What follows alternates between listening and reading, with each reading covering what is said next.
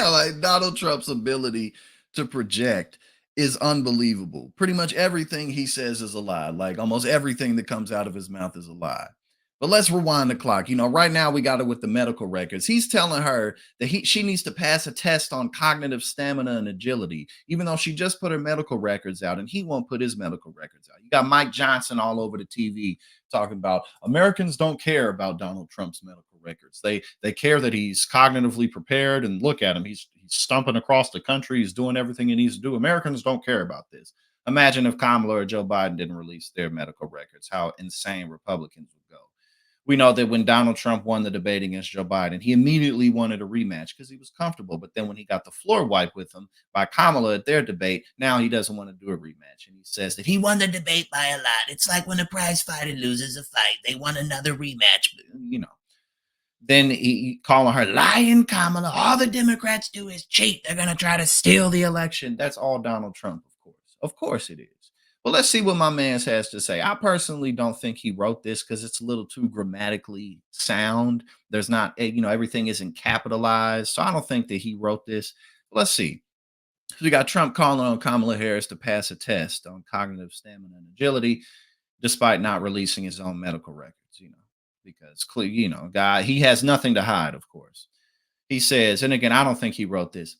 I believe it is very important that Kamala Harris passed a test on cognitive stamina and agility. Her actions have led many to believe that there could be something very wrong with her. Even 60 Minutes on CBS, in order to protect lying Kamala, illegally and unscrupulously, yeah, see, he didn't write this. Unscrupulously, yeah, no, he didn't say that. Replaced an answer she had given, which was totally bonkers, with another answer that had nothing to do with the question asked. Also, she is slow and lethargic in answering even the easiest of questions. We just went through almost 4 years of that. We shouldn't have to do it again. Yeah, I don't think he wrote that, because if he wrote this, there would be capital letters all over the place and what have you. But again, it's like, how can you say this? You won't release your medical records. The dude never released his tax returns the first go round. He's always got something to hide. Always, always, always. And he's 78 years old. So, for Mike Johnson to say stuff like, oh, Americans don't care. Nobody cares about that. That's just, that's nonsense. Obviously, people care about that. I mean, that was the whole reason that Joe Biden's campaign came to an end. The reason it collapsed is because the perception was just so strong that Joe Biden could not do this for another 4 years. So obviously, people care about it. And if you think it's not hurting Donald Trump, you're wrong, because of course it is. Yeah, Kamala tomorrow, she's gonna be on with Charlemagne the God. On Wednesday, she's gonna be on Fox News. So again, the original criticism of her not being doing enough interviews, or showing her face enough, talking about issues enough, that's gone. That's totally gone. Not only is she doing a bunch of mainstream stuff, she's doing local news, she's doing podcasts, she's doing non-traditional media, she's doing all types of stuff. But Donald Trump, he only does stuff with Fox News or Newsmax. Anybody who will hold him accountable or hold his feet to the fire or challenge him in any way, he will not do it, which is why he didn't do the 60 Minutes interview, which is why it's so hilarious, again, king of projection, that he has anything to say whatsoever about Kamala's 60 Minutes interview. Because, dude, you didn't do it. So despite the fact that some people may feel like she didn't do that great, she didn't answer questions very well, she did it and you did it.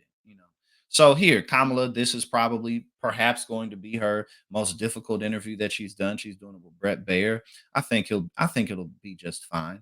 But again, versus Donald Trump, who will not do interviews with anybody who's going to challenge him. So let's see what Brett Baer has to say. Sandra, Fox News set to interview Vice President Kamala Harris after her campaign rally outside of Philadelphia on Wednesday. What might we learn from the Democratic nominee in that interview? Let's ask Fox News' chief political anchor and anchor of special report, Brett Baer, who will be conducting the interview. You finally got it. How did you manage to get that? Well, it took a while. Donald Trump won't do it. He won't do another debate with Kamala on CNN. He won't even do another debate with Kamala on Fox News, which would be headed by Brett Baer, and I can't remember the woman's name. But he won't even do that. back and forth with the campaign. You said cupcakes? No, no, no. I think it's a time where they realize, one, we have a big audience that they want to talk to, independents, Democrats, and Republicans. This event outside Philadelphia is going to be disaffected Republicans talking about supporting her. That's the event prior. And there are a lot of topics here. I thought Bill Whitaker did a good job asking matter-of-fact questions and following up. I think the controversy over the edit was a big, big deal for CBS. I can't figure out why they would put in a completely different answer that wasn't even included in the first clip that they put out. Yeah. And that was the issue. I mean, one clip went out and then the other went out, and obviously you saw that, which was completely not just different. Slightly different. It was completely different. Exactly. So that's not going to happen with us. It's going to be just before my show. I'll do my show live in Pennsylvania. It'll be essentially live to tape, and no stipulations on the questions. Wide open. There's no caveats that are coming to do the interview. So again, at this point, I don't think anybody is really that nervous about stuff like this because Kamala's doing it so much. So now it's just accepted. Again, versus Donald Trump, who will not interview with anybody who will challenge him in any way. The dude stormed out of the 60 Minutes interview the last time he did it. Like who does he really think he's fooling? This dude talking about some CBS should lose their license. They should get prosecuted. It's the biggest scandal in broadcast history. And it's just like, what are you even talking about? What are you talking about? He doesn't know. So she'll take any questions. And I ask the audience, drop me a line on X at Brett Baer or Instagram or Facebook and give me some suggestions. I mean, there's so much to talk about with her. And this is all, let me put up the latest polling for the Keystone State. This is all in the constellation of a tightening race. She was ahead 51-45, according to Quinnipiac. In September, it's now tighter, 49-46. If you look at the RCP average, it's even closer. And things have changed for her in the big 7 battleground states. She's ahead in 2. Trump is ahead in 5. So, and look at how close the national average is when you consider. And again, when I'm personally, I'm pretty confident that this is going to be yet another election where the polls weren't accurate. There's a lot of issues with polls, how they're conducted. There's a lot of issues. Obviously, they do hold weight, but other things matter like enthusiasm, donations, ground game is the biggest thing. And Donald Trump currently, his ground game is absolutely atrocious. This man is campaigning in New York, Colorado, Illinois, California in the final days. And how could that not matter? How could that not make a difference? He's doing nothing to genuinely expand his base. Newer registered voters aren't polled. I've been called by polling places probably over 100 times, and I have never once done it. So, you know what I mean? And the media as well. The media has a vested interest in keeping it a horse race because it keeps you watching.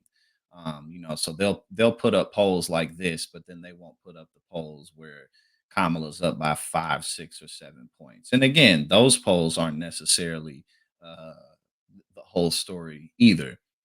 But overall, the media has a real vested interest in making things seem like they're super close. But I have a strong feeling that come election day, it's not going to be as razor thin as a lot of people think it will. How far out Biden was in 2020, how far out Hillary Clinton was in 2016.